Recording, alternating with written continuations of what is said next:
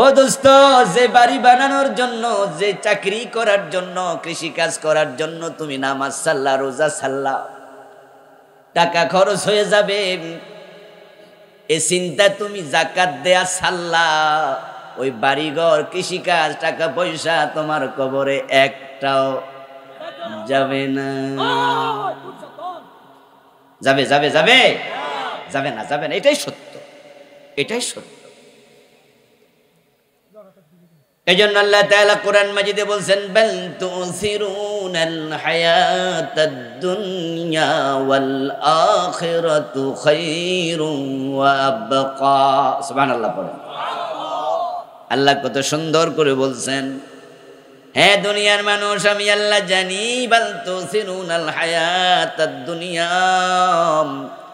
তোমরা দুনিয়ার জীবনকে প্রাধান্য দিয়ে বসে আছো। প্রাধান্য কি দুনিয়া পাওয়া উচিত না আখেরাত পাওয়া উচিত? যার যার আমল তার তার কবর। আপনার আমল হবে যেমন, আপনার কবর হবে হুবহু তেমন। এই জন্য আমার দোস্ত, কবরটা সাজান। দুনিয়া সাজায় বেশি লাভ নাই। আপনি না থাকলেও আপনার সন্তান, আপনার পরিবার থাকবে, আপনার সাথে কেউ কবরে যাবে না।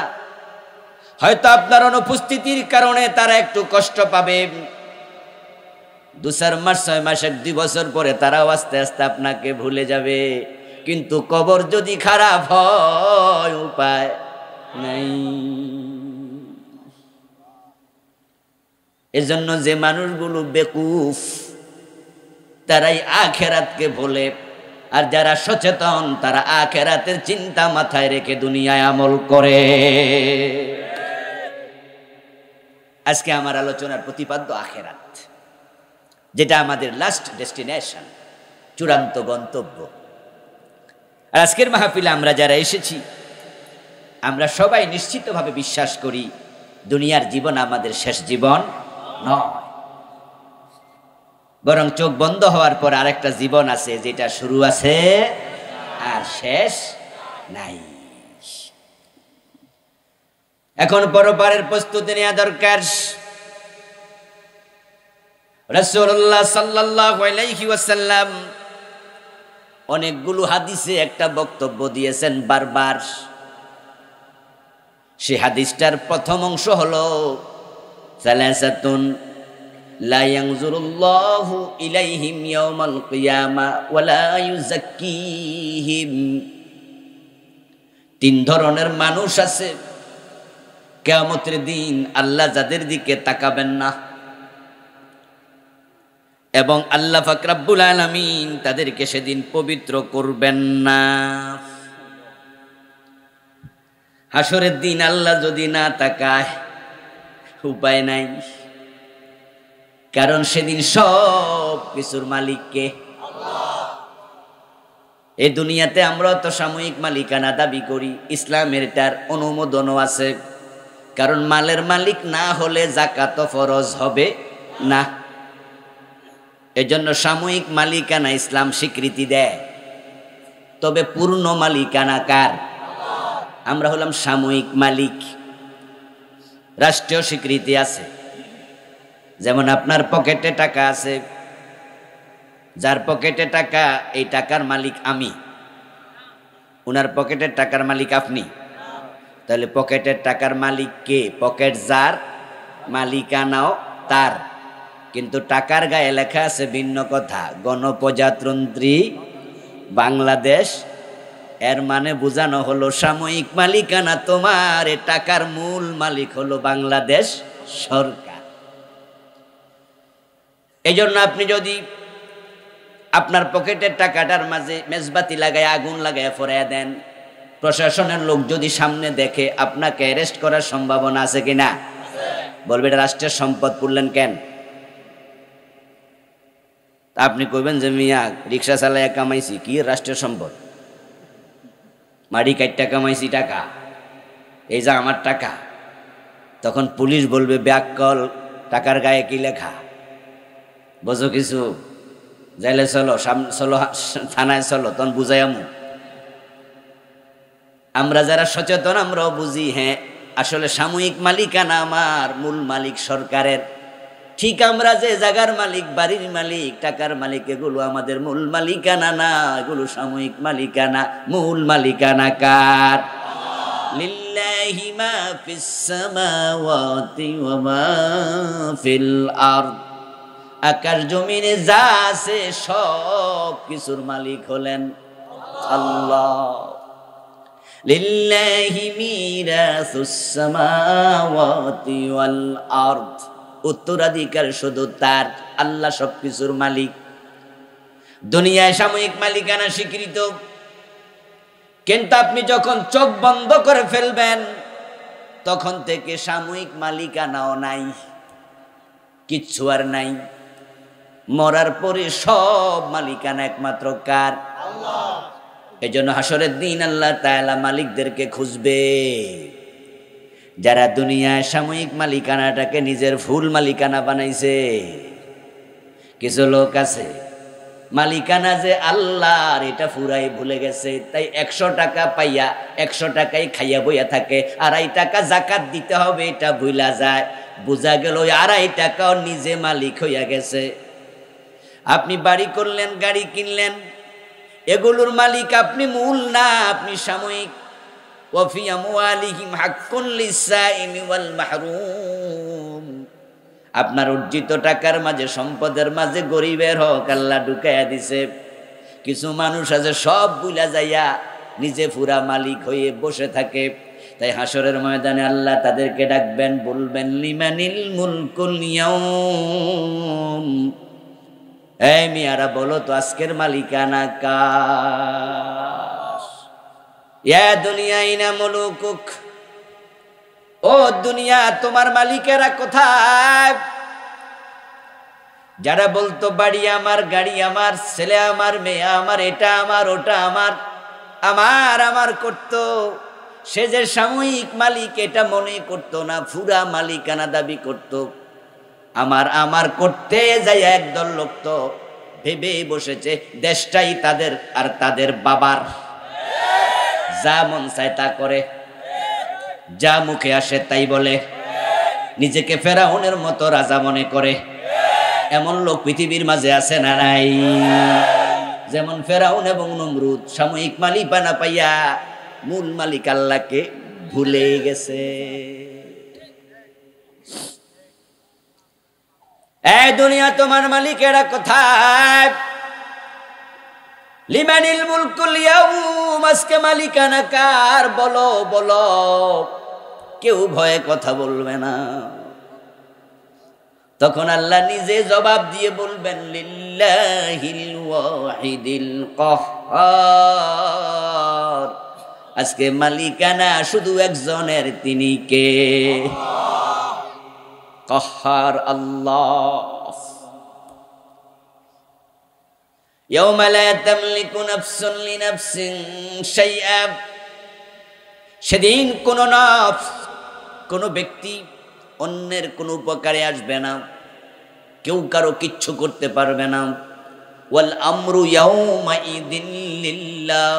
সেদিন সব নির্দেশ, সব আদেশ বাস্তবায়ন হবে শুধু একজনের, তিনি হলেন আল্লাহ। তো যেদিন সর্বময় সব কিছু আল্লাহর হাতে থাকবে, সে আল্লাহ যদি আপনার দিকে না তাকায়, আর আপনার দিকে রহমতের নজরে তাকানোর কেউ আছে? হাসরের ময়দানে 3 ব্যক্তির দিকে আল্লাহ রহমতের নজরে তাকাবে না। ওয়ালা ইউযাক্কিহিম। 3 ব্যক্তিকে আল্লাহ তাআলা পবিত্র করবেন না। এই শব্দে হাদিস আসছে।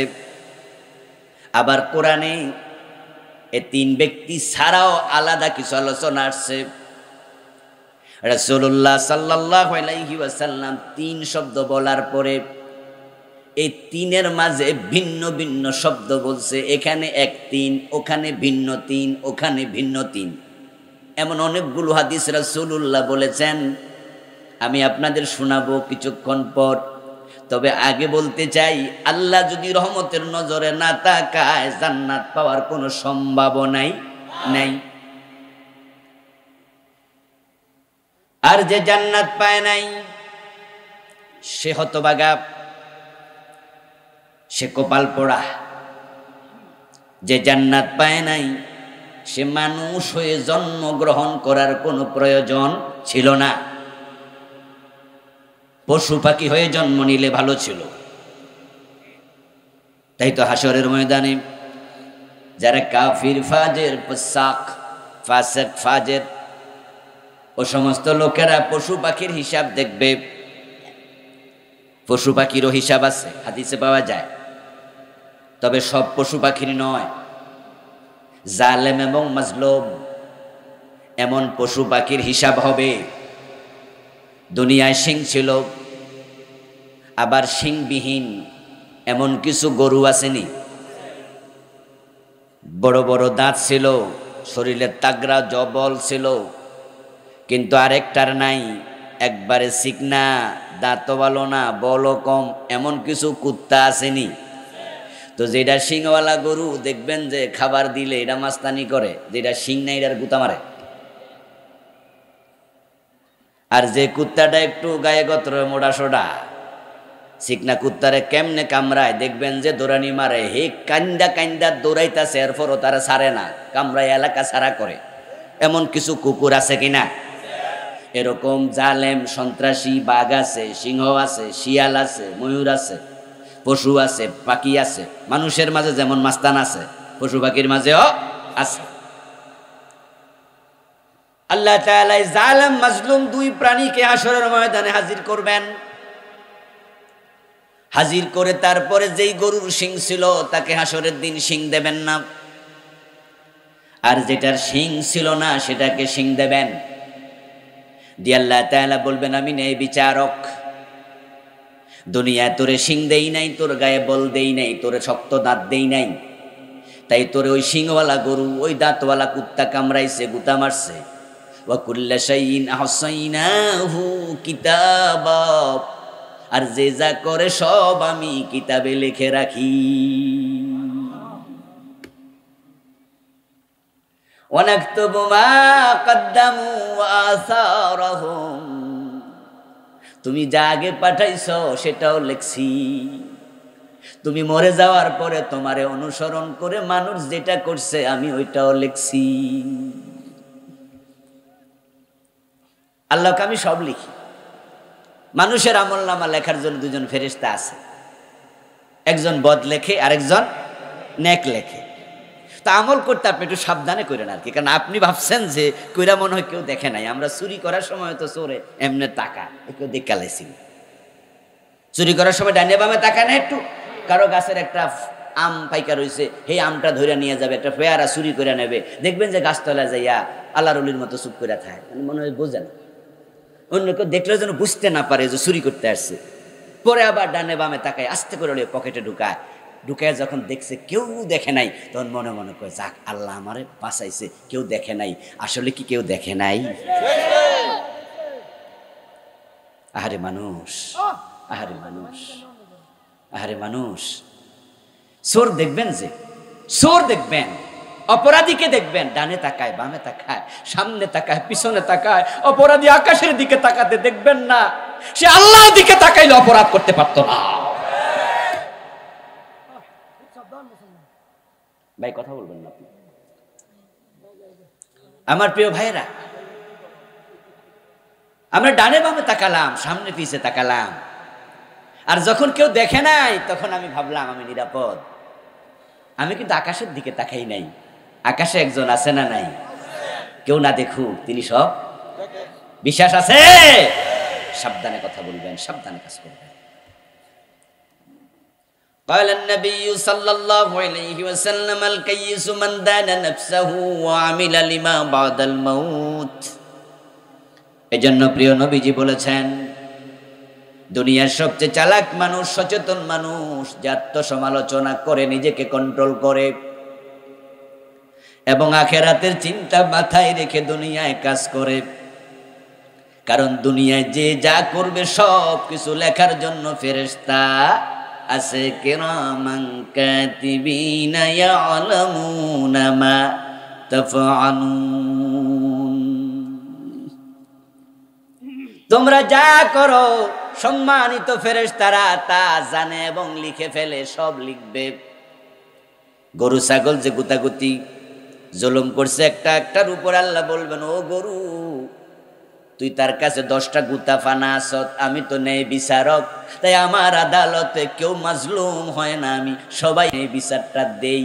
তো দুনিয়াতে তোরে তো আমি দেই নাই শিং, তাই শিংবিহীন গরুকে শিংওয়ালা গরু গুতা মারছে, জুলুম করছে। এ 5টা গুতা তুই আজ তাকে ফিরাইয়া দে। কথা কি বুঝতেছেন? এগুলো বলছি গরু ছাগল পশুর কথা, মানুষের কথা না, কারণ তাদের জান্নাত জাহান্নাম নাই তো। কিন্তু অন্যায় করলে আল্লাহ তাদেরকেও ছাড়বে না, জান্নাত জাহান্নাম নাই, কি হয়েছে, গুতা ফিরে দে। আর আজকে ওই শিংওয়ালা গরুর বলবে, তো শিং দেই নাই, শিং পাইয়া মাস্তানি করছিস, জুলুম করছস, আজকে এগুলো সব গুতা খা, দাঁড়ায় থাক সোজা হইয়া। এই দাঁতওয়ালা কুকুর কামড় দিয়েছিস, 10টা কামড় সে পানা আছে, আজ তোকে দাঁত দিলাম, দে 10টা কামড় ফিরাইয়া দে।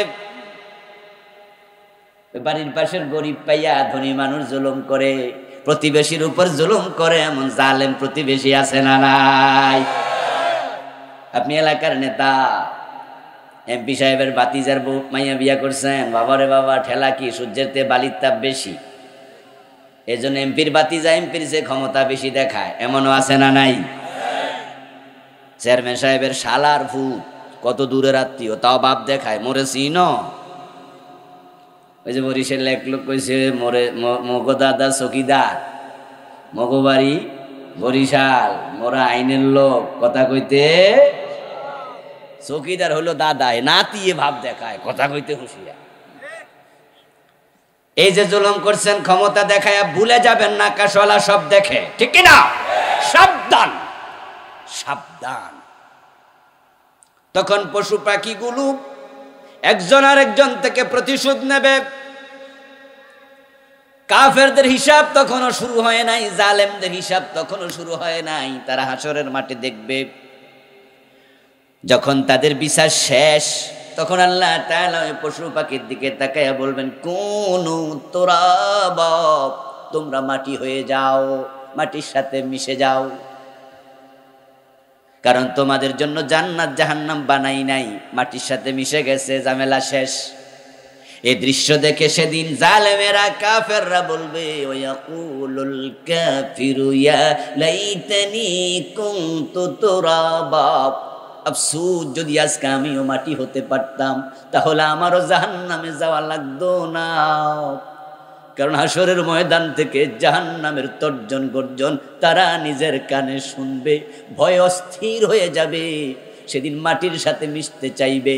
মানুষ হয়ে জন্ম কেন নিলাম, যদি পশু পাখি হয়ে জন্ম নিতাম সেটাই ভালো ছিল। আমি এই কথাটাই বলেছি, যে জান্নাত পাবে না সে মানুষ হয়ে জন্মগ্রহণ করার কোনো প্রয়োজন ছিল না।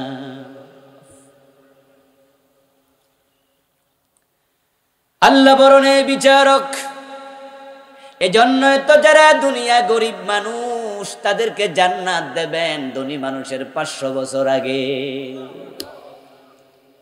কারণ মানুষকে দুনিয়া গরিব বানাইছে কে? আল্লাহ। ধনী বানাইছে কে? আল্লাহ।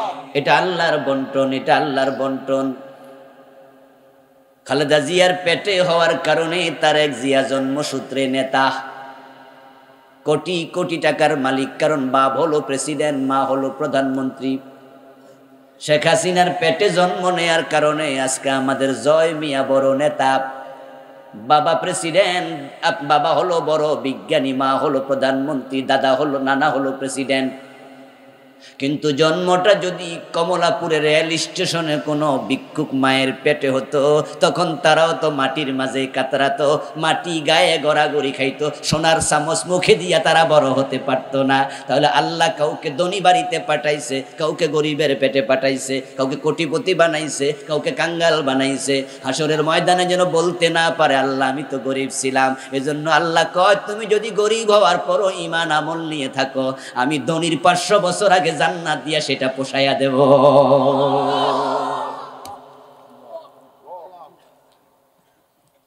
কিন্তু এখন গরিব হইয়া তো ধৈর্য হারা হইয়া যায়। ধনী হওয়ার জন্য পাগল হইয়া যায়, তাই গরিব হইয়া ধৈর্য ধরতে পারে না, সুদ খাওয়া ঘুষ খায়, মানুষের হক মারে, নামাজের কথা ভুলে যায়, রিক্সা চালায়। 100 জন রিক্সাওয়ালার হিসাব নেন, 5 ওয়াক্ত নামাজ পড়ে, শতকরা কয়জন পাইবেন? এই আপনার এলাকার রিক্সাওয়ালা আসেনি? বন্ধু বান্ধব আত্মীয় স্বজন যাত্রী নামাইয়া দিয়া অথবা যাত্রীর কাছে মাফ চাইছে যে আমার আসরের নামাজের সময় হয়েছে, এখন আপনি নামাজ পড়েন আর না পড়েন আপনার ব্যাপার, কিন্তু আমি আপনাকে অমুক জায়গায় নিতে নিতে মাগরিব হইয়া যাইব, তো আমার আসরের নামাজটা আমি কাজা করলে আল্লাহর কাছে কি জবাব দেবো?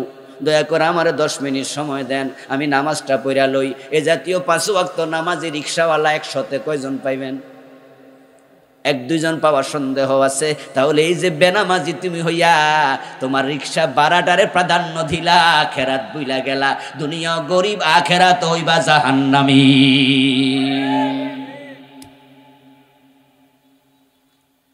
ঠেলাওয়ালা, দিন মজুর, গরিব মানুষ যারা বাজারে যায় মাছ বিক্রি করে, বিভিন্ন সবজি বিক্রি করে, তরকারি বিক্রি করে, গরিব দোকান বন্ধ রাইখা আসরের নামাজ পড়তে গেছে, মাগরিবের আজান শুই না, দোকানটা আস্তে কইরা চটের বস্তা দিয়া ডাইকা দিছে, কি বেছে?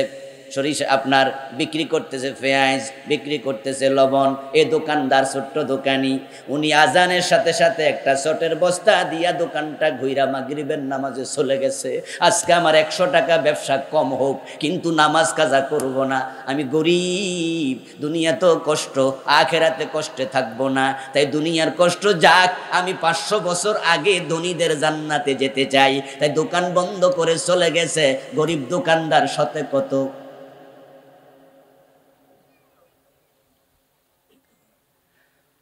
ও দুনিয়ার মানুষের, আল্লাহর দোষ দিও না, আল্লাহর দোষ দিও না। আপনাকে ধনী বানায় আল্লাহ পরীক্ষা করে দেখি গরিবের হক আদায় করে কিনা। যদি ধনীরা 2.5% যাকাত দিত, তাহলে বাংলাদেশে ভিক্ষুক থাকার কথা ছিল না। তো ধনীরাও সম্পদ পাইয়া নিজে খাইয়া বইয়া থায়, আর অন্যেরটাও খায়, ঠিক না? আবার গরিবেরা নামাজ রোজা ছেড়ে দিয়ে বইয়ে রয়েছে। বিপদ তো আমাদের আখেরাতে। আল্লাহ তাআলা অনেক মানুষের দিকে ফিরেই তাকাবেন না।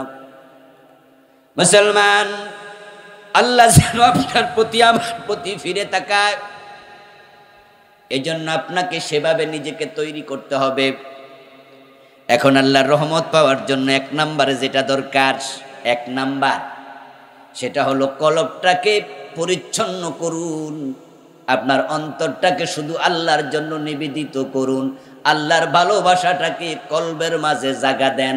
আল্লাহর কথা, রাসূলের কথা যখন সামনে আসবে, নির্দেশ আসবে, তখন আল্লাহ রাসূলের কথার উপরে দুনিয়ার কারো কথাকে প্রাধান্য দেয়া যাবে না। অন্তরটা যদি ভালো হয়, তাহলে আল্লাহ তাআলা আপনার প্রতি রহম করবেন। কোরআন মাজিদ আল্লাহ তাআলা বলছেন, ইয়াউমা লা ইয়ানফাউ মালুন ওয়ালা বানুন ইল্লা মান আতাল্লাহা বিকলবিন সালিম। সুবহানাল্লাহ পড়েন।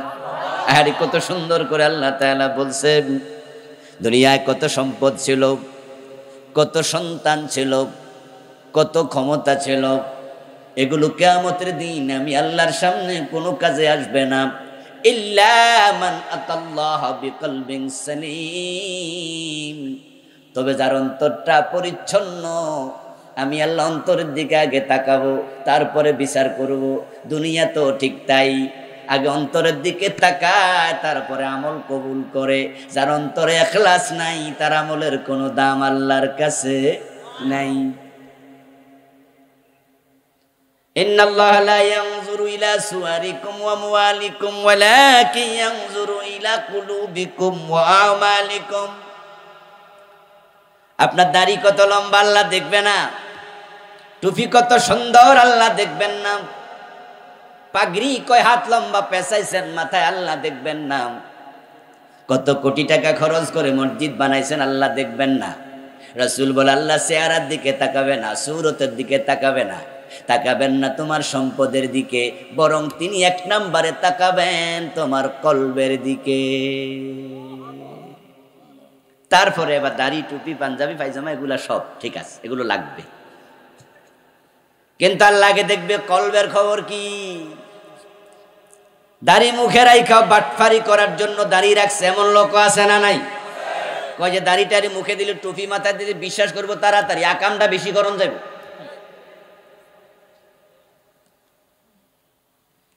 আমার এক ড্রাইভার ছিল যে দীর্ঘদিন আমার সাথে ছিল, এখন সৌদি আরবে চাকরি করে, ওখানে চলে গেছে। ওই ড্রাইভার যার কাছে ড্রাইভিং শিখছে হেরা কয় ওস্তাদ, ড্রাইভাররা হেরা কি কয়? ওস্তাদ। হের ওস্তাদের ব্যাপারে আমার সাথে গল্প করতো মাঝে মাঝে বিভিন্ন জিনিস নিয়ে। বলতো যে হুজুর আমার ওস্তাদ ওয়াক্তিয়া নামাজ তো পড়ে না, জুমার নামাজও পড়ে না। এমন এক ওস্তাদের কাছে আমি ড্রাইভিং শিখছি, তবে দাড়ি আমনের চেয়ে বড়। আমি কই বলস কি রে? বলে হ্যাঁ, একবারে নাভি পর্যন্ত দাড়ি। তাই বললাম তাহলে বেটা এত সুন্দর দাড়ি রাখলো, সাইটটা মাইটটা তো না, একবারে পর্যন্ত, কারণ কি? হুজুর টুপিও মাথার দেয়, শুধু দাড়ি না, জুমার নামাজও করে না। একদিন আমি জিজ্ঞেসি কৌতূহল বসে যে ওস্তাদ আপনি দাড়িও আছে টুপিও আছে, নামাজ যে পড়েন এক ওয়াক্ত না। তখন কয় বেটা গাড়ি চালাইলে দাড়ি টুপি রাখলে পুলিশে কম ধরে। কত বড় জানোয়ার, চিন্তা করে। ট্যাক্সি ক্যাব চালাইতো ওই লোকটা, ট্যাক্সি ক্যাব চালাইতো। তো হে তার ছাত্ররা কইতাছে যে তাইলে আমি রাখছি কি লেগা, কারণ এই ট্যাক্সি ক্যাব দেখলে পুলিশ একটু হয়রানি বেশি করে। আর যখন দেখে যে আরে ড্রাইভিং সিটে বসে আছে এত সুন্দর দাড়িওয়ালা টুপিওয়ালা, কই অনেক কম ধরে, এই জন্য এটা রাখছি। আরে মানুষের যে চরিত্র আল্লাহ ভালো জানে, এই জন্য রাসূলকে আল্লাহ বলছে কত সুন্দর দাড়ি, কত সুন্দর টুপি, কত লম্বা পাগড়ি, সূরত আমি দেখবো না, আমি আল্লাহ আগে কলবের দিকে দেখবো। সুবহানাল্লাহ পড়েন। ইখলাস তৈরি করুন। বাংলাদেশের লোকদের আমি সূরত দেখে অনেক সময় আনন্দিত হই, কিন্তু সিরত দেখে আশ্চর্য হই। সূরত আবু বকর, সিরতে আবু জেহেল। মাথায় টুপি দিয়া ওজনে কম দেয়, মুখে দাড়ি রেখে মালে বেজাল দেয়, এমন লোক আছে না নাই? 5 ওয়াক্ত নামাজ পড়ে কপালে কালো দাগ, অথচ বেটা সুদে টাকা লাগায়। আমাদের শুভপুর ইউনিয়নে, আমার গ্রাম তো শুভপুর পাশেই তো নাকি, জানেন তো? পাশে 5 নং শুভপুর কাছে আপনারা, আমার আত্মীয় স্বজন তো এলাকায় অনেক আছে। আজকের মাহফিল আছে, আলহামদুলিল্লাহ। ভালো লাগে যে এলাকায় আসলে আত্মীয়দের সাথে কথা বলা যায়, কারণ আত্মীয়দের প্রতি আমার হক বেশি, আমার প্রতি আত্মীয়দের হক বেশি, ঠিক না? কষ্ট হয়েছে কিন্তু আজকের মাহফিল, ভোলা থেকে সকালে এসেছি, রাতে বরিশাল ভোলা মাহফিল ছিল, অনেক দূর। বরিশাল থেকেও স্পিড বোর্ডে গেলাম, 32 মিনিট লাগছে। তারপরে মাহফিল করে রাতে আসার কোনো সুযোগ নাই, ওখানে রাতের বেলায় আসা যায় না, রাতে তো আর গাড়ি চলে না, স্পিড বোর্ডে এত রাতে চলে না, রিক্স।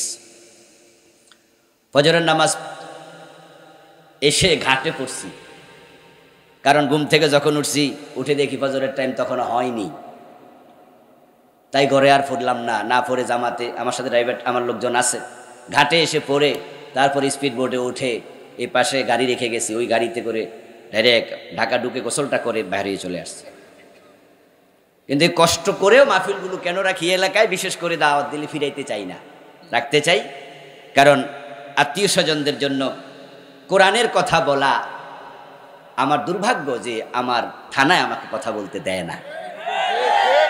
আচ্ছা, আপনাদের এলাকায় কি আমি রাজনীতি করি?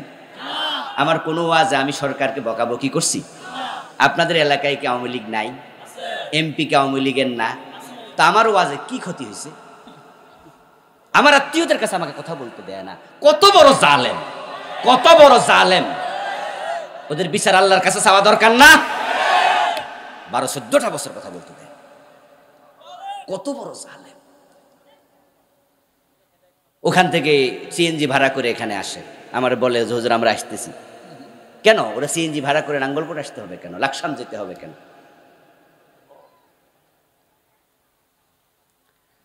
যাই হোক, আমি যাচ্ছিলাম অন্যদিকে, বলতেছিলাম যে আল্লাহ তাআলা কিছু মানুষের দিকে তাকাবেনই না, অন্তরটাকে সেভাবে তৈরি করেন। যতই চেষ্টা করেন দোস্ত গুনাহ থেকে নিজের অন্তরকে পবিত্র রাখতে, যতই চেষ্টা করেন পারবেন না, কারণ গুনাহ হলো এমন এক জিনিস যেটা থেকে নবী রাসূল ছাড়া কেউ বাঁচতে পারে না। আপনার বাড়িটা, রুমটা এসি করা, গাড়িটা এসি করা, অফিসটা এসি করা, ওই এসি গাড়িতে চড়েন, এসি অফিস করেন, আবার গাড়ি থেকে নেমে ঘরে ঢোকেন। আপনার গায়ে তেমন ধুলাবালি লাগে না, এরপরও একটা জামা যদি 3 দিন 5 দিন একাধারে গায়ে দেন, এসির ভিতরে থাকার পরও দেখবেন জামা ঠিকই ময়লা হবে। জামা যেমন ময়লা থেকে বাঁচানো যায় না, গুনাহ থেকেও মানুষ বাঁচতে পারবে না। নবী রাসূলদেরকে সরাসরি গুনাহ থেকে বাঁচাইছে কে?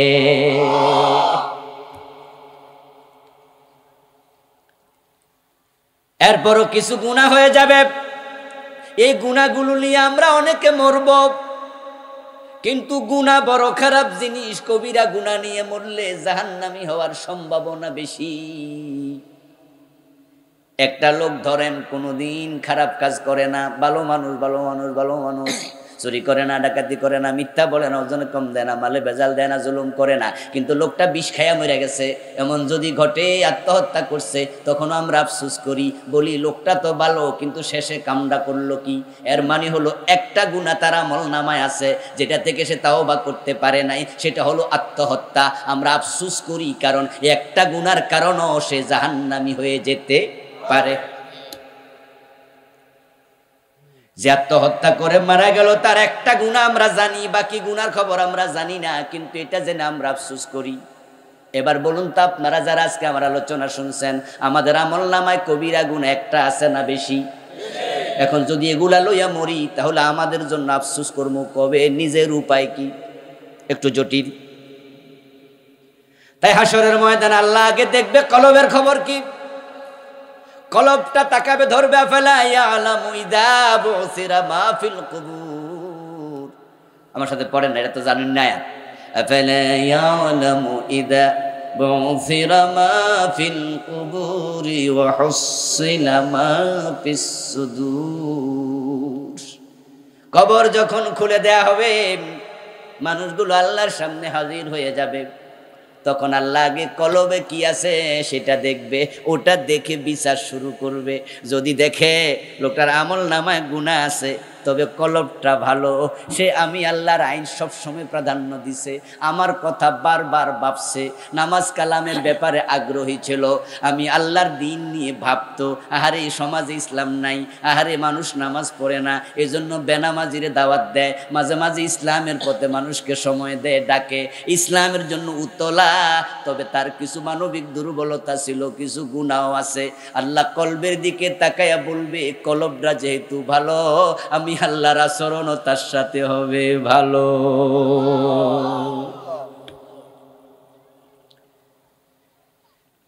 রাসূলুল্লাহ সাল্লাল্লাহু আলাইহি ওয়াসাল্লাম বলেন, এমন কিছু মানুষ হাসরের ময়দানে উঠবে, যাদের হিসাব আল্লাহ তাআলা সব মানুষের সামনে নেবে না।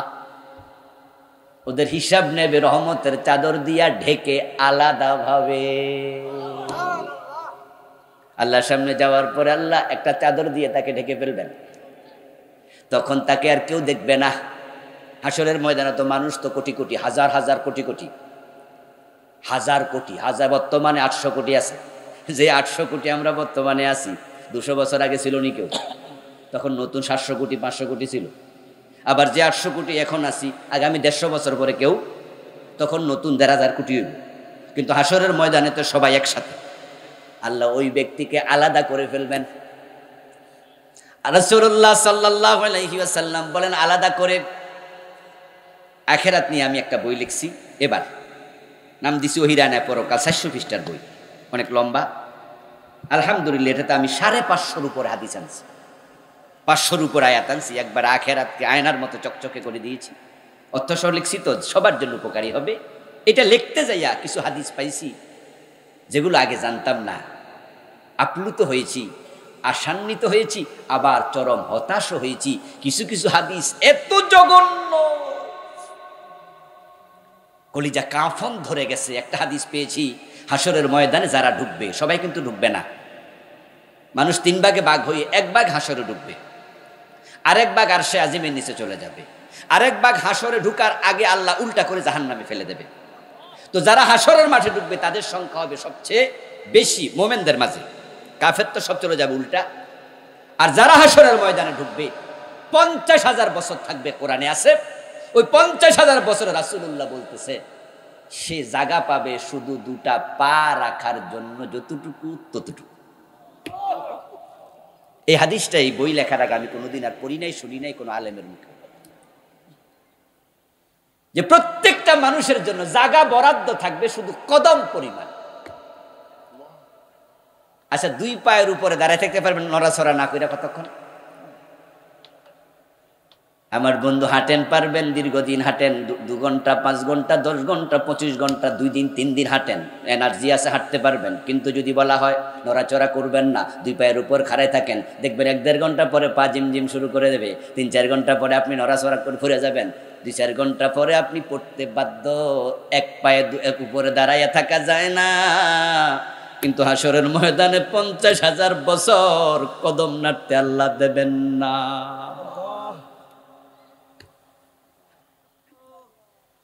আশান্বিত হয়েছি যে হাদিস পেয়ে। আল্লাহর হাবিব বলেন যে কিছু মানুষ আল্লাহর সামনে যাওয়ার পর আল্লাহ তো আগে কলবের দিকে তাকাবেন, তাকায় যদি দেখে কলবটা ভালো, তখন চাদর দিয়ে ডেকে তাকে কাছে টানবেন, কাছে টেনে বলবেন, হে আমার বান্দা, অমুক দিন অমুক গুনাহ করেছো, মনে আছে কি? অমুক দিন অমুক গুনাহ করেছো, স্মরণ আছে কি? অমুক দিন এটা করে ফেলেছো, স্মরণ আছে কি? মানুষটা ভালো, নামাজে গেছে, অন্তরও ভালো, কিন্তু নামাজ পড়ে বের হইছে মসজিদ থেকে, এর মাঝে রাস্তার পাশে দেখে একজন সুন্দরী মেয়ে হেঁটে যাচ্ছে, সেজে গুজে, এমনি সুন্দরী, আরো সাজ্জে বেশি, হঠাৎ করে চোখ পড়ে গেছে, কিন্তু এই নামাজি সাথে সাথে চোখটা ফিরানো উচিত ছিল, ফিরাইতে পারে নাই, তাকানোর পরে একটু ভালোই লাগছে। আর সুন্দরী নারীর প্রতি তাকালে একজন পুরুষের ভালো লাগতেই পারে, কিন্তু আল্লাহর বক্তব্য হলো ভালো লাগলো তুমি তাকায়া থাকবা না। রাসূলের বক্তব্য হলো ইসরিফ বাসারাকা, চোখটাকে তুমি ফিরায় আনো। আল্লাহকে কুল্লিল মুমিনিন ইয়াগুদ্দু মিন আবসারিহিম, চোখটা তুমি নিচে নামাও, কিন্তু নামাইতে 30 সেকেন্ড লেট হয়ে গেল, গুনাহ হয় নাই? লোকের অন্তর কিন্তু ভালো, নামাজি মানুষ, হারাম খায় না, সুদ খায় না, ঠকায় না, মানুষ বালা, কিন্তু এটা গুনাহ তো হলো, এবং এটা তো কবিরা গুনাহ, চোখের খেয়ানত। এই জাতীয় অনেক গুনাহ তার আমল নামায় আছে, আর আল্লাহ বলে দেবে, ও মিয়া, অমুক দিন এটা করছো, তমুক দিন ওইটা করছো। আল্লাহর হাবিব বলেন, আল্লাহ যখন স্মরণ করাবে, ওই লোকটা ভয়ে অস্থির হয়ে যাবে, মনে মনে ভাববে উপায় নাই, দরা তো খেয়ে গেলাম। আল্লাহ মনের খবর তো তখনও জানে, মনের দিকে তাকাইয়া এবার আল্লাহ বলবেন, ও বান্দা, দুনিয়া তোমার এই গুনাহগুলো আমি গোপনে রেখেছিলাম, মানুষকে জানতে দেই নাই, আজকে গোপনে ক্ষমা করে দিলাম।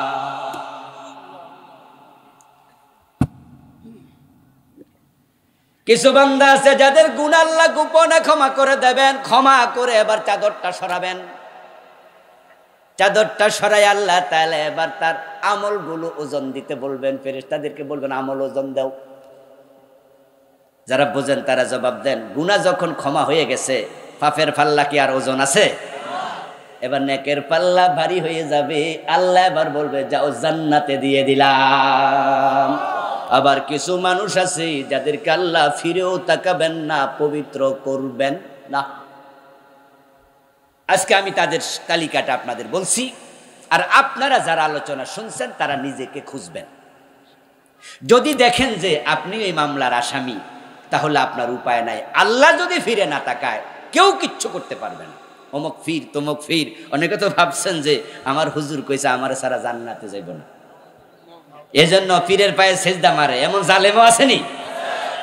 কালেমা কালামো বাই, কোনো কিছু দরকার নাই, আছে না?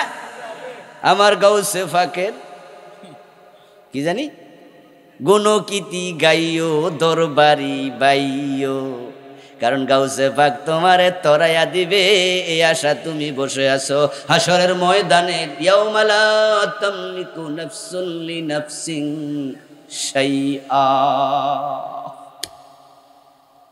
ইয়াউমা ইয়াফিরুল মারউ মিন আখিহি ওয়া উম্মিহি ওয়া আবিহি, ভাই দেখলে ভাই পালাবে, বাপ দেখলে ছেলে পালাবে, মা দেখলে সন্তান পালাবে, স্বামী দেখলে স্ত্রী পালাবে। আর বেড়া কয় কি, গাউসে পাকের গুণগীতি গাইলে চলবে, মনে করছে আব্দুল কাদের জিলানী তাকে তরাইয়া দেবে, অমুক ফির তমুক ফির জান্নাতে নিয়ে যাবে। দোস্ত, আল্লাহ কাহার সুরত ধরার পরে আল্লাহর নবীগণ পর্যন্ত ভয়ে আল্লাহর চেহারার দিকে তাকাবে না, ইয়া নফসি বলে নিচের দিকে মাথা দিয়া আল্লাহর নবীরা চিৎকার দিতে শুরু করবে। আর সাধারণ মানুষের কথা কি বলবো?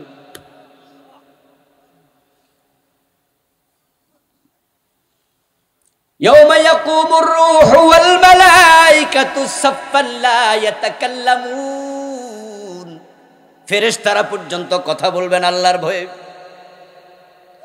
প্রিয় নবীজি বলছেন ওয়াখিরু লাহু সাজদান, আমি নবী মুহাম্মদ আমিও আল্লাহর দিকে তাকাবো না। নবী মুহাম্মদ তিনিও আল্লাহর সাথে সেদিন কথা বলতে সাহস করবেন না। তা রাসূল বলেন তখন আমিও সেজদায় পড়ে যাব। সুবহানাল্লাহ পড়েন। কোন নবী কথা বলবে না, নবী মুহাম্মদও কথা বলবে না। আর তোমার গাউসে পাক তোমাকে অমুক হুজুর তমুক হুজুর খুঁজা পাইবেনি টর্চ লাইট দিয়া। এই জন্য আল্লাহর রহমতের প্রত্যাশা করুন। তবে হ্যাঁ আরেকটা অংশ আছে যেটার নাম শাফাআত। সেটা হলো যখন ডান হাতে আমলনামা দিয়ে দেবে আল্লাহ, বিচার শুরু হবে। যারা মুক্তি পেয়ে যাবে, রহমত প্রাপ্ত হবে, যাদেরকে আল্লাহ ক্ষমা করবে, হিসাবে ইয়াসির করে আমলনামা ডান হাতে দেবে, তখন তারা কিন্তু আবার আপনজনকে খুঁজতে থাকবে। এটাও আল্লাহর কোরআনে আছে, ওয়ায়ানকালিবু ইলা আহলিহি মাসরুরা ফায়াকুলু হাবু মুকরাউ কিতাবিয়া। আমলনামা ডান হাতে পাবে, আপনজনকে তখন খোঁজার জন্য হাসরের মাঠে দৌড়াদৌড়ি করবে। আমার বাবা কই, আমার মা কই, আমার ভাই কই, আমার দোস্ত কই। হায়রে আমার ক্লাসমেট যে আমাকে কিতাব কিনে দিছিল, তার কিতাব পড়তে দিছে, আমি গরিব রিকশাওয়ালার ছেলে, বই কেনার টাকা নাই, দোস্তের বই দিয়া লেখাপড়া করে আলেম হইছে, এমন লোক আছে। হায়রে আমি তো গাঁজা খেতাম, আমার এক ক্লাসমেট আমাকে সেখান থেকে ফিরাইয়া তাবলিগ জামাতে নিয়ে গেছে, পীর সাহেবের কাছে নিয়ে গেছে, অমুক ইসলামী দলের কর্মী বানাইছে। তখন আমি গাঁজা ছাড়ছি, মদ ছাড়ছি, আমিও 5 ওয়াক্ত নামাজি। আজকে আমি ডান হাতে আমলনামা পাইছি, যে দোস্তের কারণে জান্নাতি হলাম। হাসরের ময়দানে ওই দোস্তকে খোঁজার জন্য তখন দৌড় মারবে, খুঁজবে অমুক কই তমুক কই। এই হাদিসটা আমি এনেছি। প্রিয় নবীজি বলতেছেন ওই লোকগুলো আল্লাহর সাথে হাসরের ময়দানে বিতর্ক শুরু করবে। খুঁজা যখন পাবে না, তখন আল্লাহকে সে জিজ্ঞাসা করবে, আল্লাহ অমককে তো খুঁজেছি, কোটি কোটি মানুষ খুঁজা পাইব কেমনে, খুঁজা তো পাই নাই। আল্লাহ আমার বাবা কই, আমার মা কই, আমার ওই দোস্ত কই। আল্লাহ তখন বলবেন সে তো জাহান্নামে চলে গেছে। যদি সে জাহান্নামী হয়, বলবে সে তো জাহান্নামে চলে গেছে। তখন সেই ব্যক্তি বলবে, আল্লাহ আমার মা আমার বাবা জাহান্নামে, তারাই তো আমার আলেম বানাইছে, তারাই তো কোরআন শিখাইছে, দুধ খাওয়ায় বড় করছে, পরিশ্রমের টাকা খরচ করে আমার মাদ্রাসায় পড়াইছে, আমার হজে পাঠাইছে, আমার ইসলামের পথে রাখছে, তারা দোজখে। আল্লাহ বলবে হ্যাঁ, আমল ভালো নয় তাই। যে দোস্ত আমার দাওয়াত দিয়ে ইসলামের পথে আনছে, সেও তো দোজখে। আল্লাহ তার কারণে আমি জান্নাতে গেছি। প্রিয় নবী বলেন আল্লাহর সাথে এমন ভাবে তর্ক করবে। দুনিয়ায় দুজন মানুষ অংশীদার ব্যবসা করে, নিজের অংশের জন্য মাঝে মাঝে পেছ লাগে, তর্ক করে, আমারে ঠকাইছেন কেন, আমারটা আমারে দেন। রাসূলুল্লাহ বলে দুনিয়ায় কেউ কারো পক্ষে এত বিতর্ক করে না, হাসরের দিন ওকে মুক্তির জন্য যত বিতর্ক করবে।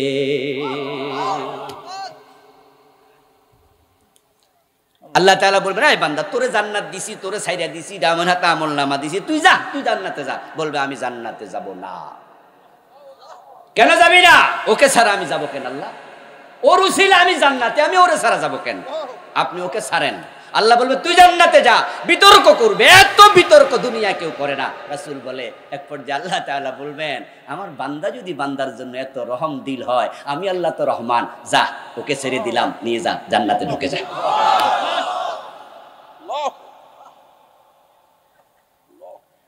কিন্তু এখন আমার প্রশ্ন হলো, ডান হাতে আমলনামা পাবেন কিনা এটা আপনি কেমনে নিশ্চিত হলেন? আপনার পীর সাহেব ডান হাতে আমলনামা পাইলেন, আপনারা কইতো মুরিদ তুই আর বেড়ার মুরিদ কি 1-2 নি? বেড়ার মুরিদ তো হাজার হাজার। আর উনি ডান হাতে আমলনামা পাবে, আপনি কেমনে নিশ্চিত হলেন? দোস্ত বড় কঠিন ব্যাপার, বড় কঠিন ব্যাপার। রাসূলের সাহাবাদের ব্যাপারে কিছু হাদিস আছে, আশ্চর্য হয়েছি।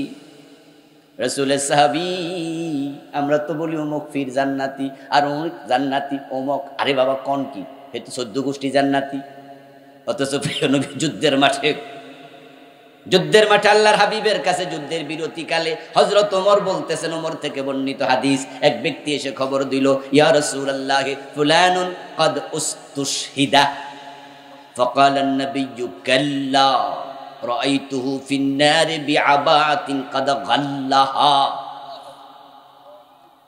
যুদ্ধের মাঠে সাহাবী যুদ্ধ করতেছে ইসলামের পক্ষে, যুদ্ধ করতে করতে শহীদ।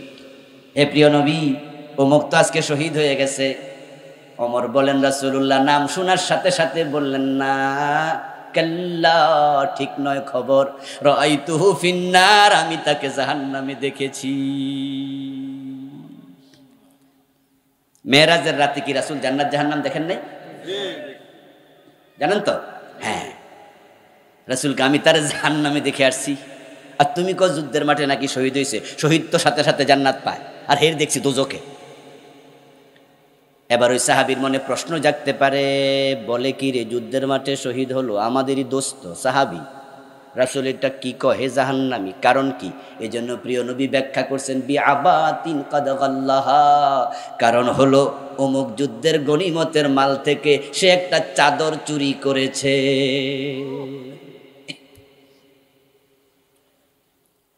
রাসূলুল্লাহ সাহাবী একটা অপরাধের কারণে জাহান্নামে রাসূল দেখলো। ও দোস্ত, আর আপনি আপনার পীর সাহেবের উপর ভরসা করে বসে আছেন, এই জন্য ভরসা করতে হবে শুধু কার উপর? আল্লাহকে খুশি করে ফেলেন। আল্লাহকে রাজি করলে জান্নাত পাওয়া সহজ হয়ে যাবে। আল্লাহ তাআলা যাদের দিকে তাকাবেন না, এক নাম্বার ব্যক্তি যে ইসলামের বিধান জেনে শুনে গোপন করে। সম্মানিত ভাইয়েরা, আজকে যে এখানে মাহফিল হলো আপনারা জেনে থাকবেন, শ্রীপুর পশ্চিমপাড়া বড়বাড়ি জামে মসজিদ কমিটির উদ্যোগে ওনারা মসজিদের কিছু কাজ করার চিন্তা করছে। তো ভাবলো একটা মাহফিলও হয়ে যাক, মাহফিল উপলক্ষে এলাকার লোকজন থেকে মসজিদের জন্য কিছু পয়সা কালেকশন করা একটু সহজ হয়। এই জন্য মাহফিলটা মসজিদের নতুন সংস্কার করার নিয়তে তারা করছে। তো এলাকার লোকেরা তো নিশ্চয় দেবে, যেহেতু এটা তাদেরই মসজিদ। আর আমরা যারা দূর থেকে আসছি, এই ভালো কাজে কি আমরা একটু কন্ট্রিবিউট করতে পারি না? এতে করে কোনো লস হবে?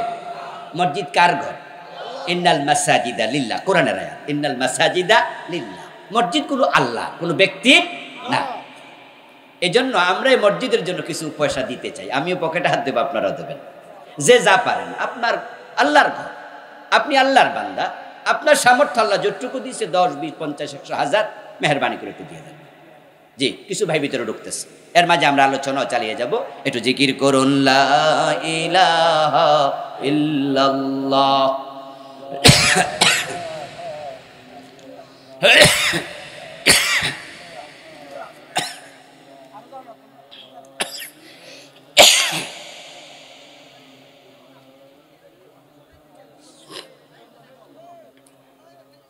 লা ইলাহা ইল্লাল্লাহ।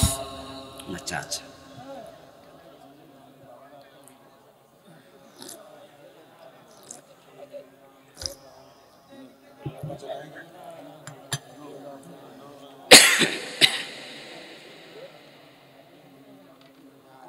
লা ইলাহা ইল্লাল্লাহ মুহাম্মাদুর রাসূলুল্লাহ।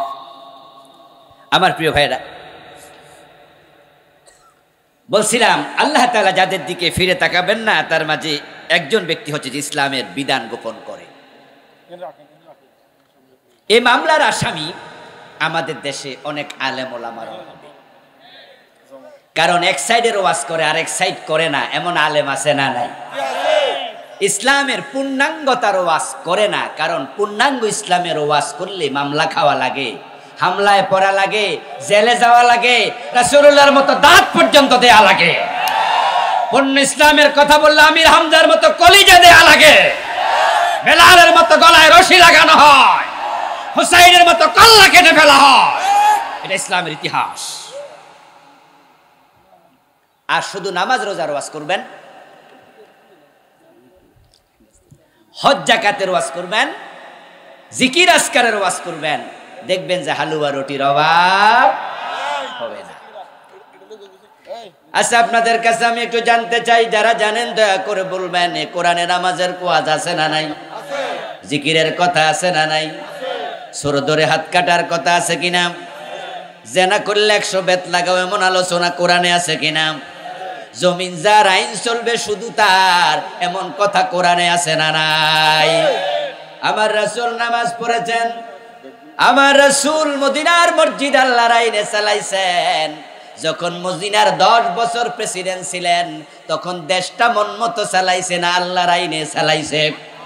তাহলে ইসলামের কথা যখন আপনি বলবেন, নামাজের কথাও বলবেন, রোজার কথাও বলবেন, আবার ফৌজদারি আইন চুরি করলে হাত কাটতে হবে, সেই ওয়াজ করা দরকার আছে না নাই? মসজিদে ঢোকার সময় বাম পা দেবেন না ডান পা দেবেন তা নিয়ে ওয়াজ আছে। আমিন জোরে বলবেন না আস্তে বলবেন তা নিয়ে ওয়াজ আছে। আমার দোস্ত, মসজিদে কেমনে রাসূলের সুন্নাহ মানা লাগে কত ওয়াজ করলেন। বিশ্ব নবীর রাজনীতির জীবনের ওয়াজ আপনি কয়দিন করেছেন? রাসূল তো মসজিদের ইমাম ছিলেন, যুদ্ধের ময়দানে সেনাপতি ছিলেন, অন্যায়ের বিরুদ্ধে জিহাদ করা লাগে, জিহাদের ওয়াজ আপনি কয়দিন করেছেন? যদি এগুলো না করেন, প্রমাণ হয় আপনি ইসলামের ইলম গোপন করছেন। কওমি মাদ্রাসায় পড়েন আর আলিয়া মাদ্রাসায় পড়েন। আচ্ছা, হাদিসের কিতাবগুলোতে কি কিতাবুল জিহাদ নাই? আলিয়া মাদ্রাসাকে কিতাবুল জিহাদ পড়ায় নাই, কওমি মাদ্রাসায় পড়ায় নাই। বুখারীতে কিতাবুল মাগাজি না পড়াইয়া কি বুখারী শেষ করছে? তা আপনি যে ক্লাসের মাঝে জিহাদের কিতাবুল জিহাদ পড়লেন, কিতাবুল মাগাজি পড়লেন, সেই আপনি মাহফিলে আসার পরে কিতাবুল জিহাদ, কিতাবুল মাগাজির ওয়াজ কয়দিন করলেন?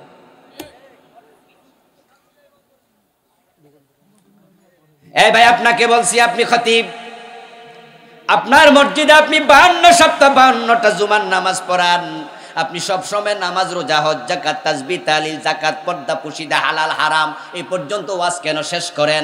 52 জুমাতে আলাদা আলাদা 52টা সাবজেক্ট বললে 3, 4, 5 বছর পর্যন্ত আলাদা সাবজেক্টে ওয়াজ করা যায়। কিন্তু আপনি যাইনা বুঝা কিছু গোপন করেন, কারণ জিহাদের ওয়াজ করলে বাংলাদেশে জঙ্গির মামলা খাওয়া লাগে।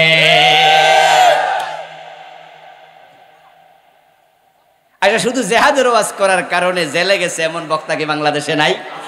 হ্যাঁ, তখন আপনি ভাবতেছেন এই ওয়াজ করলে কি ইমামতি থাকবো নি, যাকে এটা করতাম না। আচ্ছা, আমি তো আল্লাহর কথাই তো কই, নাকি আমার বাপ দাদার কথা কই?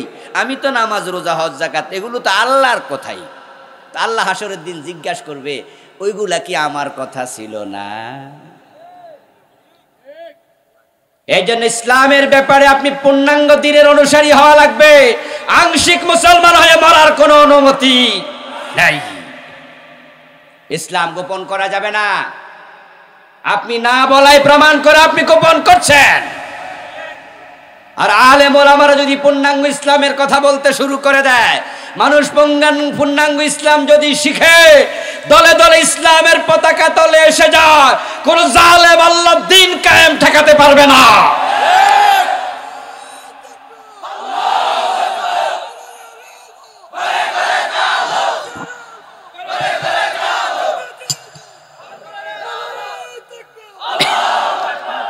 আমার বন্ধু রাসূলুল্লাহ সাল্লাল্লাহু আলাইহি ওয়াসাল্লাম বলছেন, সালাসাতুন লা ইউকাল্লিমুহুমুল্লাহু ইয়াওমাল কিয়ামাতি ওয়া লা ইয়ানজুরু ইলাইহিম ওয়া লা ইউযাক্কিহিম। এমন 3 ব্যক্তি আছে যাদেরকে আল্লাহ তাআলা কিয়ামতের দিন তাদের সাথে কথা বলবেন না, তাদের দিকে তাকাবেন না, তাদেরকে পবিত্র করবেন না। তার মাঝে একজন হলো শাইখুন জান, বৃদ্ধ বয়সে যে জেনা করে। আরে জেনা করে এমনি হারাম। আর যদি মানুষ বুড়া হয় তখন তার যৌন চেতনা কমতে থাকবে, এটা শরীরের দাবি, ঠিক না? মানুষ যখন ছোট থাকে, নাবালেগ অবস্থায় তার যৌন চেতনা থাকে না। বালেগ হওয়ার পরে যৌন চেতনা আস্তে আস্তে আসে। বয়স যখন 40, 45, 50 পার হয়ে যায়, তখন তার দেহের চাহিদাটাও আস্তে আস্তে কমতে থাকে। আর যদি বেড়া বুড়া বয়স জানা করে, আল্লাহ কয় তুই তো বড়ই খারাপ মানুষ, তোর দিকে আমি রহমতের নজরে তাকাবই না। আর এখন তো বুড়া বেড়া 18 বছর মাইয়া বিয়া করে, আবার ফেসবুক আইয়া লাসে বউ লইয়া সাইকেল চালায়, বউ লইয়া আইয়া কয় এই কাম করছি, আবার নিজেরাই কয় যে আমরা নিজেরাই একজন একজনকে জানছি বুঝছি, এর মানে বিয়ার আগে প্রেম করছি। বুইরা খাটাস, লজ্জা থাকা উচিত, ঠিক কিনা? আরে ভাই বিবাহ করছো তো করছো, বিবাহ জায়েজ জিনিস, তো গোপন টোফন রাখো। এটা তোমার নাতনির বয়সী, তোমার বয়স 70, তোমার বউয়ের বয়স 18, এটা ফেসবুকে আবার বলতে হবে পুরা জাতিকে নির্লজ্জ বানাতে চায়, কত বড় জানোয়ার। আর এগুলো হচ্ছে 14 ফেব্রুয়ারি বিশ্ব ভালোবাসা দিবসের ফলাফল। আগামী দিন তো কি 14 তারিখ নাকি? এটার নাম দিছে ওরা ভ্যালেন্টাইন ডে, বিশ্ব ভালোবাসা দিবস। আমরা বলি না, ভালোবাসা শব্দকে অপমান করা যাবে না, হেয় করা যাবে না, এটার সাথে শব্দ যায় না। এই জন্য দিবসের নাম ভালোবাসা দিবস না, এটা বিশ্ব লাম্পট্য দিবস, বিশ্ব বেহায়া দিবস, বিশ্ব নির্লজ্জ দিবস। আগামীকালকে আপনাদের কাছে আমার অনুরোধ থাকবে যারা ফেসবুক চালান, কারণ এই বিশ্ব বেহায়া দিবসটা বাংলাদেশে এটা আজ থেকে 20-25 বছর আগে কিন্তু ছিল না। আমরা ছাত্র জীবন ও বিশ্ব ভালোবাসা দিবস নামে কোনো দিবস শুনিনি। বাংলাদেশে একজন সাংবাদিক লাল গোলাপ একটি অনুষ্ঠান করার মাধ্যমে তিনি এই দিবসের আমদানি করাইছে। এই লোকটাকে পাশ্চাত্যে লেখাপড়া করা লোক, তো যাকে আমি তাকে কিছু বললাম না। মিডিয়ার মাধ্যমে বিশ্ব ভালোবাসা দিবস এদেশে এসেছে। এখন আমাদের প্রত্যেকের হাতে হাতে মিডিয়া আছে, আমরা প্রত্যেকে এখন লিখতে পারি। আগে সাংবাদিকরা লিখত, সেখান থেকে আমরা জানতাম। এখন ফেসবুকে মানুষ খবর দেয়, সাংবাদিক সেখান থেকে জেনে টেলিভিশনে দেখায়। ফেসবুক শক্তিশালী মিডিয়া, আমরা প্রত্যেক ফেসবুক ওয়ালা আগামী দিন এক লাইন হলো দেখে দিতে চাই, 14 ফেব্রুয়ারিকে না বলুন এটা ভালোবাসা দিবস না, এটা হচ্ছে বিশ্ব লাম্পট্য দিবস, বেহায়া দিবস। লিখতে রাজি আছেন না নাই? প্রতিবাদ শুরু করে দেন। মিডিয়া দিয়ে প্রমোট পেয়েছে, এই ভালোবাসা দিবস তবে বেহায়া দিবসকে মিডিয়া দিয়ে আমরা বিনাশ করে দেব ইনশাআল্লাহ। আমার বন্ধু এই যে বিয়া করলো 65 বছর বয়সে, বেটা করুক গা, বুড়া বয়সে কি বিয়ে করবে না করুক, ইসলামে মানা নাই। কিন্তু উনি যে বয়সী মেয়েকে বিয়ে করলেন, করার পর আবার বলছে আমরা প্রেম করছি আগে। বিবাহের আগের প্রেম কি হালাল না হারাম? তখন কথা বললে মুখের জেনা, গায়ে হাত দিলে হাতের জেনা, চোখে তাকাইলে চোখের জেনা, ঠিক কিনা? আল্লাহর নবী বলছে যে বৃদ্ধ বয়সও জেনা করে তার দিকে আল্লাহ ফিরে তাকাবেন না। 2 নাম্বার, ওয়া মালিকুন কাদ্দাব, আল্লাহ তাকাবেন না সেই নেতার দিকে, সে এমপি মন্ত্রী বিচারকের দিকে যারা ক্ষমতা পাওয়ার পরও মিথ্যা কথা বলে। মিথ্যা কথা বলা জায়েজ না হারাম? সগীরা না কবিরা? মানুষ যখন মিথ্যা বলে তখন তার কাছে রহমতের ফেরেশতা থাকে না। কালান নবিয়্যু সাল্লাল্লাহু আলাইহি ওয়াসাল্লাম ইযা কাযাবাল আবদু তাবাআদানহুল মালাকু মিলান মিন্নাতি মা জাআ বিহি। যখন কেউ একটা মিথ্যা কথা বলে তার মুখ থেকে একটা দুর্গন্ধ বের হয় যেটা মানুষ টের পায় না, রহমতের ফেরেশতা টের পাইয়া 1 মাইল দূরে চলে যায়। মিথ্যা কথা বলেন এমন 2-4 জন আজকের মাহফিলে আসেনি? আজ থেকে আর বলবেন না ইনশাআল্লাহ, মিথ্যা বলবেন না, মিথ্যা বলবেন না। এখন মানুষ বিপদে পড়ে মিথ্যা কথা বলে, পুলিশ ধরছে, হাতের মাঝে একটা বড় ডান্ডা, এক ছেলে সিসকে চুরি করার জন্য বের হয়েছে, অথবা কিছু দোকান থেকে মালামাল কিছু চুরি করছে। পুলিশের হাতে ধরা পড়ার পরে পুলিশ কয় তুই চুরি করছ? বেড়া যদি কয় জি, সে নিশ্চিত লাঠি দিয়া পিটাবে, ধরে জেলে দেবে। তাই জান বাঁচানোর লাইগা চোরেও মাঝে মাঝে মিছা কথা কয়, কয় স্যার না আমি তো চোর না, আমি ভালো মানুষ, এখানে অমুক কাজে তমুক কাজে আইছি। এই বেটার মিথ্যাটা হলো জান বাঁচানোর জন্য, নিজেকে সেভ করার জন্য বিপদে পইরা বলছে। আর যারা নেতা তারা বিপদে পড়ে বলে না, কারণ তারা তো ক্ষমতাওয়ালা, তারা মিথ্যা বলে মানুষের উপর জুলুম করার জন্য। এজন্য যেই নেতা মিথ্যুক হয় হাসরের ময়দান আল্লাহ তার দিকে ফিরে তাকাবে না। সাবধান সাবধান। আজকে আমার সামনে যারা বসে আছে, ইয়াং যারা আছে, তারাই তো একসময় এমপি হবে, মন্ত্রী হবে, নেতা হবে, এলাকার মেম্বার চেয়ারম্যান হবেন। ক্ষমতা পাওয়ার পরে আপনি মিথ্যার ব্যাপারে সাবধান থাকতে হবে। আরো 3 নাম্বার, ওয়াইলুন মুস্তাকবির, গরিব অহংকারী। আল্লাহ যে গরিব লোক অহংকার করে তার দিকে তাকাবে না। অহংকার করা এমনি হারাম। অহংকার মানে নিজেরে বড় মনে করা। যে বেটা গরিব ভিক্ষা করে মানুষের দয়ায় চলে, ও বেটা তো সামাজিক ভাবে সবাই বুঝে বেটা বড় না, বেটা তুমি ছোট। এখন ছোট হওয়ার পরও যদি অহংকার ভাব দেখায়, আল্লাহ দেখছুনি হেতে এমনি ছোট আর বড় লোকই করে, আমি আল্লাহ তার দিকে তাকাবই না। এজন্য অহংকার করবেন না, বিশেষ করে যদি আপনি দরিদ্র হন। অহংকার করা আপনার জন্য ডাবল হারাম। কিন্তু আমরা কিছু ভিক্ষুককে দেখি অহংকার করতে। কি করব ভাই, 5 টাকার নোট দেন, ঢাকা শহরে 5 টাকা ভিক্ষা দিলে নিতে চায় না, বুঝলেন? এমন ভাবে ভাব দেখা যেন ভিক্ষা দিয়ে আমরা অপরাধ করছি, এবং আমরা তাকাবে বড় চোখ দিয়ে। তা আপনি যদি বলেন যে কি রে ভাই এরকম চাষ কেন, তখন বলবো মি এই 5 টাকা চলে। তা আপনি যদি কোন যে নাই তো আর, তাহলে কব না থাকলে হাঁটেন কেন, পাশে বইয়া যান, জায়গা খালি আছে। এবং অনেকে আছে যে আপনি টাকা দেবেন না তো জোর করে নেবে, বাপটা এমন যে আপনাকে দিতে বাধ্য করবে, আর কথা বললে বেয়াদবি করে ফেলবে। এর মানে তার বাপ সাপ মোটেও কিনা ভালো, বিনয় নাই। আল্লাহ তাআলা অহংকারী গরিবের দিকে তাকাবেন না, বড় জঘন্য বিষয়। আরেকজনের দিকে আল্লাহ তাকাবেন না। রাসূলুল্লাহ বলেছেন অন্য হাদিসে, সালাসাতুল লা ইউকাল্লিমুল্লাহু ইয়াওমাহুমুল্লাহু ইয়াওমাল কিয়ামা আল মান্নান, যে দান করে খোঁটা দেয় তার দিকে আল্লাহ রহমতের নজরে তাকাবে না। এই বদস্বভাব এখানে যারা আছে অনেকের ভিতরে আছে। উপকার কইরা খোঁটা দেয়, যদি দেখা যায় যে হে আপনার পক্ষে কথা বলে নাই, মুখের উপর কইয়া দেয় তোর মুখ দিন এটা দিছিলাম বুইলা গেলি বুঝি। রিক্সা কিনে দিয়েছেন, জাকাতের রিক্সা, জাকাতের টাকা, তার হক, আপনি কিনে দিয়েছেন রিক্সা। পরের বার আপনি মেম্বরি খারাইছেন, চেয়ারম্যানই দাঁড়াইছেন, হে যদি অন্য দলে ভোট দেয় আর জানেন, তখন মুখের উপর কয়ে দেয় রিক্সা কিনে দিয়েছিলাম না, ভুলে গেছ। এজন্য দান করে ভুলে যাবেন। দান করে খোটা দিলে আল্লাহ রহমতের নজরে তাকাবে না। এর আগের গুনাগুলা শুইনা আমরা কিন্তু ভয় পাইছি, খাইছি রে, কিন্তু এইটা শুইনা অনেকে ভয় পায় না, কারণ খোটা তো এমিয়ে দেয়।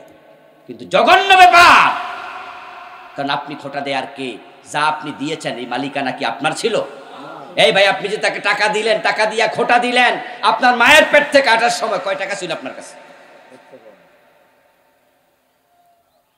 এই জন্য খোটা দেওয়ার মালিক একমাত্র আল্লাহ, এটা শিরক বটে। এই জন্য আল্লাহর একটা নাম আছে মান্নান, আসেনি? আমরা মানুষের নাম রাখি না আব্দুল মান্নান। আপনি মান্নান নয়, আপনি আব্দুল মান্নান। খোটা আল্লাহ দেবেন, কারণ আপনি খোটা দেবেন কেমনে? আপনার তো কিছু নাই, আপনার কাছে যা আছে সব তার মালিককে। এই জন্য প্রিয় নবীজি যখন কিছু বন্টন করতেন তখন বলতেন ওয়াল্লাহু ইউতি ইন্নামা আনাল কাসিম, আমি যে দিলাম আমি কিন্তু দাতা না, দাতা হলো আল্লাহ, আমি শুধু বন্টনকারী। আবু হানিফা রাহমাতুল্লাহি আলাইহি যখন কাউকে কিছু দিতেন, দেওয়ার পরে তিনি বলতেন উশকুরিল্লাহ, শুকরিয়া আল্লাহর করো, আমার না। আমরা তো দিলে কই ধন্যবাদ, থ্যাংক ইউ, শুকরান, এগুলো না জায়েজ না। কিন্তু আবু হানিফা বলতেন আমার শুকরিয়া দরকারই নাই, কারণ আমি তো দাতা নই, দাতাকে। আল্লাহ তাআলার রহমতের নজরে তাকাবে না ওই পুরুষের দিকে যেই পুরুষ টাকনুর নিচে কাপড় পরে। নাউজুবিল্লাহ পড়বেন নি? এই মামলার আসামি আজকের মাহফিলে 2-4 জন আছে না নাই? মাসবালা মিনাল কাবাইনি মিনাল ইজারি ফিন্নার, টাকনুর নিচে কাপড় পরো না। রাসূল বলছে টাকনুর নিচে যে পুরুষ কাপড় ঝুলাবে ওই অংশটুকু জাহান্নামের আগুনে জ্বলবে। এই কথার অর্থ এই না আল্লাহ 3 ইঞ্চি 5 ইঞ্চি 2 ইঞ্চি জাহান্নামের আগুনে দেবে। এটাকে বলা হয় তাসমিয়াতুল কুল বিইসমিল জুজ। এটা আরবি একটা মূলনীতি। আইনামা তুয়াল্লু ফাসাম্মা ওয়াজহুল্লাহ, তুমি যেদিকে তাকাও সেদিকে আল্লাহর চেহারা আছে, চেহারা মানে আল্লাহ আছে। ওয়ায়াবকা ওয়াজহু রাব্বিকা যুল জালালি ওয়াল ইকরাম, সব কিছু ধ্বংস হয়ে যাবে, শুধু আল্লাহর চেহারা বাকি থাকবে। চেহারা বলতে কি শুধু চেহারা না, আল্লাহর জাত। এটাকে বলে তাসমিয়াতুল কুল বিইসমিল জুজ। শুধু টাকনুগিরার নিচে যতটুকু কাপড় গেছে অতটুকু জাহান্নামে জ্বলবে না। আল্লাহ টাকনুর নিচে যে পুরুষ কাপড় পরবে তাকে পুরা জাহান্নামে ফেলবে, তার দিকে রহমতের নজরে তাকাবে না। আলহামদুলিল্লাহ, আলহামদুলিল্লাহ। ছাত্র জীবন থেকে আমরা আজ পর্যন্ত টাকনুর নিচে কাপড় পরি না। ফাইজমা আমরা এমন সিলাই না, আমার বাচ্চাদেরকে টাকনুর নিচে কাপড় দেখলে রাগ ওঠে, ওভাবে সিলাই দেই। আচ্ছা, টাকনুর নিচে কাপড় পরলে কি বেতন বাড়ে? চাকরিতে প্রমোশন হয়? তাহলে আপনি কেন পড়লেন? কোন কারণে শুধু শুধু এই কবিরা গুনাহ করলেন? অনেক নামাজিকে দেখা যায় মসজিদে ঢোকার পরে তারপরে টাকনুর উপরে কাপড়টা বইটা দেয়, নামাজ শেষ করে আবার ছেড়ে দেয়। বিশেষ করে যুবক ভাইরা করছেন, এমন প্যান্ট সিলাবেন যে প্যান্ট টাকনুর নিচে যাবে না। যদি যায় এটাকে এমন ভাবে বটবেন স্থায়ীভাবে টাকনুর নিচে কোনো ভাবে কাপড় নিচে নামতে দেয়া যাবে না। পারবেন তো ইনশাআল্লাহ? আল্লাহ তাকাবে না, সাবধান আমার বন্ধু। আল্লাহ তাআলা তাকাবেন না ওই ব্যক্তির দিকে যে ব্যক্তি দায়ুস। যে দায়ুস হবে রহমতের নজর আল্লাহ তাকাবে না। অন্য হাদিসে পাওয়া যায় দায়ুস লা ইয়াদখুলুল জান্নাহ, দায়ুস জান্নাতেও যাবে না। এখন দায়ুস কে? যে মহিলা চুল সাইরা চলে, আমরা মনে করি ওই যে দায়ুস যায়, অথচ না রে দোস্ত, দায়ুস নারীবাচক শব্দই না। আমাদের এলাকায় যে মেয়েটা উস্কু খুস্কু চলে হেরে কিন্তু আমরা দায়ুস কই গালি বালি দিই, আরে এটা দায়ুস না, এটা ভুল ব্যবহার। দায়ুস শব্দটা হলো পুরুষবাচক শব্দ। আর দায়ুস লা ইয়াদখুলুল জান্নাহ, লা তাদখুলু, রাসূল বলেননি দায়ুস পুরুষ জান্নাতে যাবে না। এখন দায়ুস কোন পুরুষ? দায়ুস এ টুপিওয়ালা, দাড়িওয়ালা, পাঞ্জাবিওয়ালা? হ্যাঁ, এ হাজী সাহেব দায়ুস, যদি তার মেয়ে বেপরদায় চলে। রাসূলকে জিজ্ঞাসা করা হলো, ইয়া রাসূলুল্লাহ ওয়া মা দায়ুস? قال الذي لا يبالي من يدخل في اهلي। হুজুর দায়ুস কে?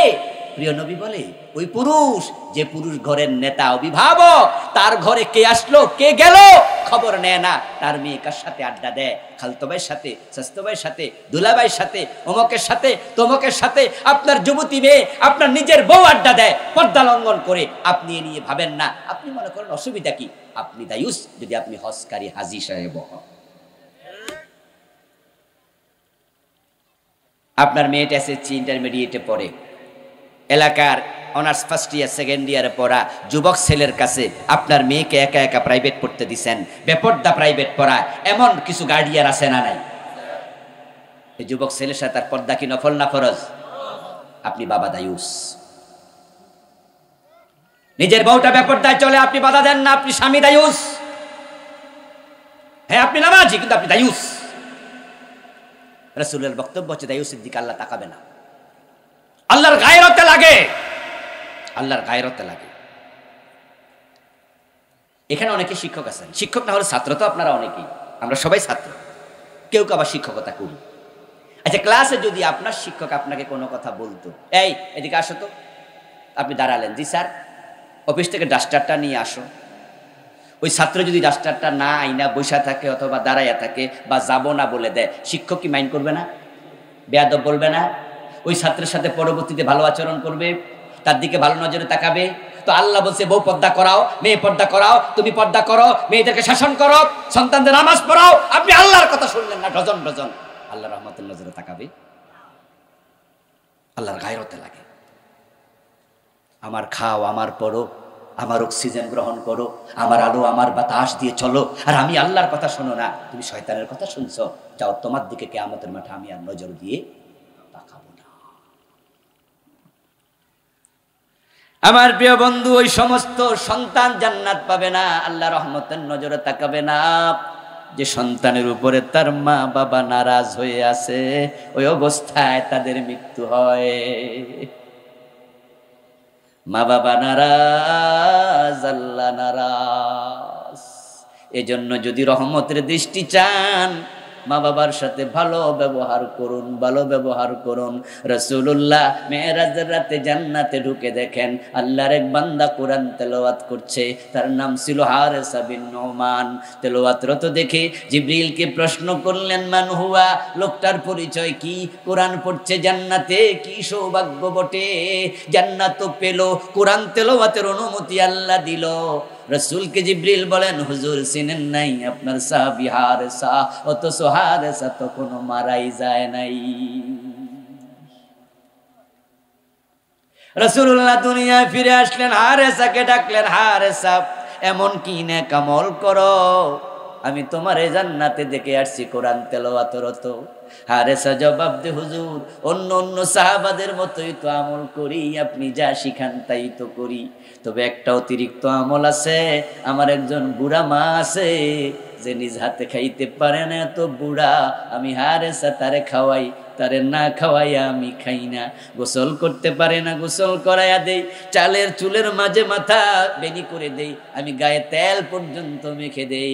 লোকজন এসে সাক্ষী দিল, ওয়াকানা বাররান নাস বিউম্মিহি, হুজুর ঠিক বলেছে, তার মায়ের সাথে অনেক দারুণ আচরণ করে। আমার রাসূল এটা শুনে 3 বার বললেন, কাযালিকুমুল বির, কাযালিকুমুল বির, কাযালিকুমুল বির। হারেসা বুঝতে পেরেছি রে, তোর মায়ের দোয়ার কারণে দুনিয়ায় থাকতে জান্নাত পেয়ে গেছি। যাদের ঘরে মা বাবা আছে, ঘরে জান্নাত আছে, ওদেরকে খেদমত করবেন, রাজি করবেন, খুশি করবেন, মার আদর করবেন, বাবার আদর করবেন, যা লাগে দিবেন, নিজে না খাইয়া খাওয়াই দিবেন। দুটা নিয়ামত, দুটা নিয়ামত। দাঁত হারাইয়া দাঁতের মর্ম বুঝেন না, দাঁত থাকতে বুঝেন। আর তারা যদি নারাজ থাকে আর আপনি অবস্থায় মরে যান, বা তারা নারাজ অবস্থায় মরে যায়, হাসরের ময়দানে আপনি জান্নাত পাওয়া দূরের কথা, আল্লাহ আপনার দিকে রহমতের নজরে তাকাবেই না।